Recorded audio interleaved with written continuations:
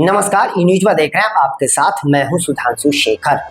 बिहार विधानसभा चुनाव को लेकर सभी राजनीतिक दलों ने जोर शोर से अपनी ताकत झोंक दी है। दूसरी ओर महागठबंधन और एनडीए में सीट बंटवारों को लेकर अंदरूनी घमासान भी जारी है।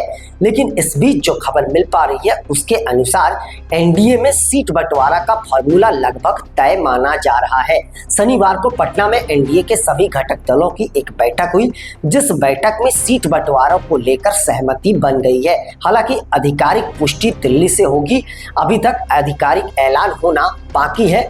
बिहार के जितने भी स्थानीय नेता थे उन सभी की बैठकें हो गई है, लेकिन फाइनल डिसीजन दिल्ली को लेना है। अब दिल्ली में कब एनडीए के सभी घटक दलों के वरिष्ठ नेताओं की बैठक होती है, यह देखना बेहद दिलचस्प होगा। जानकारी के अनुसार एनडीए के सभी घटक दलों को जो सीटें मिल पा रही है उसके अनुसार लोकसभा चुनाव को आधार बनाया गया है। लोकसभा चुनाव में बीजेपी एक अधिक सीटों पर चुनाव लड़ी थी, लेकिन जेडीयू हो या बीजेपी दोनों के सांसद बराबर हैं, इसलिए विधानसभा चुनाव में जेडीयू को एक या दो सीटें ज्यादा मिलने की संभावना है। जानकारी के अनुसार जेडीयू को 103 से 104 सीटें मिलने की संभावना है, जबकि बीजेपी को 102 या 103 सीटें मिलने की संभावना है। वहीं चिराग पासवान की पार्टी को 25 से 28 सीटें मिल सकती है, जबकि जीतन राम मांझी की पार्टी हमको 6 से 7 सीटें मिल सकती है। वहीं उपेंद्र कुशवाहा को 4 से 5 सीट दिए जाने की पूरी संभावनाएं जताई जा रही है। बिहार स्तर पर सभी नेताओं की बैठक हो चुकी है। अब दिल्ली को फाइनल मुहर लगाना है कि सीटों में किसको कितना देना है। अब दिल्ली की बैठक कब होगी यह देखना बेहद दिलचस्प होगा। अगर पिछले विधानसभा चुनाव की बात करें तो पिछले विधानसभा चुनाव में एनडीए में जेडीयू 115 सीटों पर चुनाव लड़ी थी, जिसमें 43 सीटों पर जीत हासिल करी थी, जबकि बीजेपी 110 सीटों पर चुनाव लड़ी थी। 110 में 74 सीटें बीजेपी ने जीते थे। वहीं जीतन राम मांझी ने 4 से 5 सीटों पर जीत दर्ज करा था, जबकि उपेंद्र कुशवाहा को 4 सीटों पर जीत दर्ज मिली थी। वहीं पिछले विधानसभा चुनाव में वीआईपी पार्टी भी एनडीए के साथ थी, लेकिन इस बार वीआईपी महागठबंधन में है, तो वो सीटों का बंटवारा अब किसकी इधर होता है यह देखना बेहद दिलचस्प होगा। अगर इस बार के विधानसभा चुनाव की बात करें तो इस बार के विधानसभा चुनाव में जेडीयू ने पहले ही 115 सीटों की मांग करी थी, लेकिन 103 से 4 सीटें उन्हें मिल सकती है, जबकि चिराग पासवान 38 सीटों पर अड़े हुए थे, उन्हें 25 से 28 सीटें मिल सकती, क्योंकि लोकसभा चुनाव में उनका स्ट्राइक रेट 100% रहा है। 5 लोकसभा सीटों में से 5 सीटों पर चिराग पासवान की पार्टी ने जीत दर्ज करी थी, जबकि जीतन राम मांझी लगातार 40 सीटों की डिमांड कर रहे थे, उन्हें लेकिन 6 से 7 सीटें ही मिल पाएगी। जबकि उपेंद्र कुशवाहा यह लगातार कह रहे थे कि लोकसभा चुनाव को आधार नहीं बनाया जाएगा विधानसभा चुनाव में, क्योंकि दोनों चुनाव अलग अलग समीकरण के तहत होता है, क्योंकि उन्हें भी ज्यादा से ज्यादा सीटें चाहिए। 11 से 12 सीटों पर वो भी लगातार दावा कर रहे थे, लेकिन 4 से 5 सीटें उन्हें मिल सकती है, जो जानकारी हमारे पास मिल पा रही है। हालांकि देखिए, अब दिल्ली से यह फैसला होना है कि किसे कितनी सीटें दी जाएगी, उसके बाद मुहर लग जाएगा और एनडीए के घटक दलों का प्रेस कॉन्फ्रेंस होगा और जनता को इस बात की जानकारी दे दी जाएगी।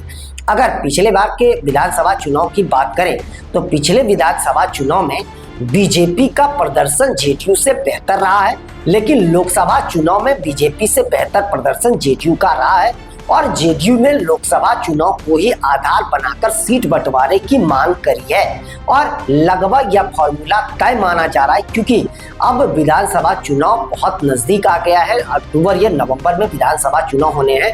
22 नवंबर को विधानसभा का कार्यकाल खत्म होने जा रहा है, उससे पहले विधानसभा चुनाव की सारी प्रक्रिया हो जानी है, तो समय अब कम है और अब जल्दबाजी में सभी राजनीतिक दलों को सीट बंटवारे का फॉर्मूला तय करना पड़ेगा, लेकिन अब एनडीए में लगभग तय माना जा रहा है। अब यह देखना बेहद दिलचस्प होगा कि दिल्ली में बैठक कब होती है और उसके बाद आधिकारिक पुष्टि कब होती है। लेकिन अंदरूनी जो खबर मिल पा रही वह खबर लगभग पक्की मानिए, जो सीट हमने आप सबों को बताया है वही सीट का फॉर्मूला रहेगा। अगर जेडीयू 120 से 22 सीटें मांगती है तो बीजेपी ने पहले ही उन्हें कह दिया था कि ठीक है 120-22 सीटें हम आपको दे रहे हैं, लेकिन आप उसी सीटों में अन्य जो घटक दल है उसको अपना शेयरिंग दे दीजिए।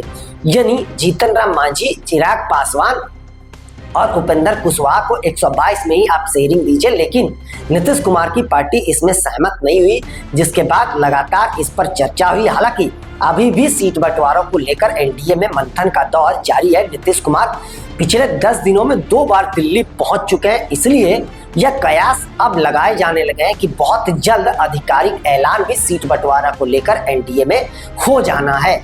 वहीं महागठबंधन में सीट बंटवारा और सीएम चेहरे को लेकर लगातार घमासान जारी है। कांग्रेस 70 सीटों पर अड़ी है, जबकि मुकेश सहनी की पार्टी 60 सीट मांग रही है। अगर भाकपा माले की बात करें तो भाकपा माले भी इस बार 30 से 40 सीटें डिमांड कर रहे हैं, जबकि पशुपति पारस को तो ज्यादा से ज्यादा सीटें चाहिए ही, नहीं तो वो 243 सीटों पर विधानसभा चुनाव लड़ लेंगे। पिछली बार के विधानसभा चुनाव की अगर बात करें तो पिछली बार आरजेडी ने 144 सीटों पर चुनाव लड़े थे। 144 में से 75 सीटों पर जो है आरजेडी की जीत हुई थी, जबकि भाकपा माले ने 19 सीटों पर चुनाव लड़ा था और 12 सीटों पर जीत दर्ज करा था, और कांग्रेस ने 70 में से केवल 19 सीटों पर जीत दर्ज करा था। लेकिन इस बार और भी घटक दल महागठबंधन में इन करे हैं तो उन्हें भी सीट शेयरिंग देना पड़ेगा। जैसे पशुपति पारस, वो कम सीटें तो मानने को तैयार नहीं होंगे, जबकि मुकेश सहनी भी 60 सीटों का डिमांड कर रहे हैं। अब देखना बेहद दिलचस्प होगा कि महागठबंधन में सीट शेयरिंग आखिरकार कब तक तय हो पाता है। महागठबंधन के घटक दल जो है जेएमएम भी लगातार 12 से 15 सीटों का डिमांड कर रही है, और जेएमएम का यह मानना भी है कि बिहार में हमें अनदेखी करा जा रहा है, और अगर महागठबंधन में हमें सीट नहीं मिलता है तो हम 12 से 15 सीटों पर अलग होकर चुनाव लड़ेंगे। और ये भी तेजस्वी यादव के लिए एक बहुत बड़ी टेंशन की बात हो गई है, जबकि तेजस्वी यादव कांग्रेस को कभी भी 70 सीटें देने के पक्ष में नहीं है। तो कांग्रेस को 50 से 55 सीटें मिल सकती है, इससे ज्यादा सीटें कांग्रेस को नहीं मिल सकती है। कांग्रेस भी यह दावा कर रही है कि लोकसभा चुनाव को आधार बनाकर विधानसभा का सीट शेयरिंग किया जाए, क्योंकि लोकसभा चुनाव में कांग्रेस का प्रदर्शन अच्छा रहा है। 9 में 4 सीटों पर जीत दर्ज करा है, जबकि उधर आरजेडी ने भी 4 सीटों पर जीत दर्ज करा है। भाकपा माले का प्रदर्शन विधानसभा चुनाव में बेहतरीन रहा है, इसलिए भाकपा माले भी ज्यादा से ज्यादा सीटें डिमांड कर रहा है। अब देखना बेहद दिलचस्प होगा कि आखिरकार लालू प्रसाद यादव और तेजस्वी यादव किस तरीके से इस सीट शेयरिंग के उलझनों से निपट पाते हैं। दूसरी ओर सीएम चेहरा को लेकर कांग्रेस और आरजेडी के बीच घमासान चल ही रहा है। कांग्रेस ने यह साफ कह दिया है कि महागठबंधन में सीट शेयरिंग पर अभी कोई भी बात, माफ कीजिएगा, सीएम चेहरा को लेकर अभी कोई भी बात नहीं होगी। कांग्रेस की ओर से यह कहा गया कि महागठबंधन फिलहाल चुनाव जीतने पर फोकस करेगी। चुनाव जीतने के बाद सीएम चेहरा कौन होगा यह तय करा जाएगा। जबकि आरजेडी की ओर से यह लगातार दबाव बनाया जा रहा है कि तेजस्वी यादव को किसी तरीके से सीएम का चेहरा घोषित करा जाए। आरजेडी के कुछ नेता तो ये तक कह रहे हैं कि महागठबंधन की बैठक हो चुकी है और तेजस्वी यादव को सीएम चेहरा बना दिया गया है, लेकिन इसकी आधिकारिक पुष्टि अब तक नहीं हो पाई है। आपको बता दूं कि महागठबंधन की अब तक 3 बड़ी बैठक हो चुकी है, लेकिन ना ही सीट शेयरिंग पर बात बनी है और ना ही सीएम चेहरा को लेकर बात बनी है। लेकिन जैसे ही एनडीए में सीट शेयरिंग और सीएम चेहरा को लेकर सारे चीजें खुलासा हो जाएगा, वैसे ही महागठबंधन पर भी दबाव बढ़ना शुरू हो जाएगा। उन्हें भी जल्द से जल्द इसे लेकर फैसला लेना पड़ेगा। फिलहाल देखिए एनडीए की ओर से भी आधिकारिक पुष्टि कब होती है और महागठबंधन में सीट शेयरिंग को लेकर फंसता पेच कब सुलझ पाता है। दोस्तों फिलहाल बस इतना ही, मुझे दीजिए इजाजत। हम अन्य खबरों के साथ आप सबों के बीच रूबरू होते रहेंगे। आप सबों से निवेदन है कि चैनल को आगे बढ़ाने के लिए लाइक, शेयर, सब्सक्राइब के साथ साथ कमेंट करना ना भूलें, और आप लोग भी अपना बहुत ज्यादा ख्याल रखें। तब तक के लिए मुझे दीजिए इजाजत। आप सभी का शुक्रिया।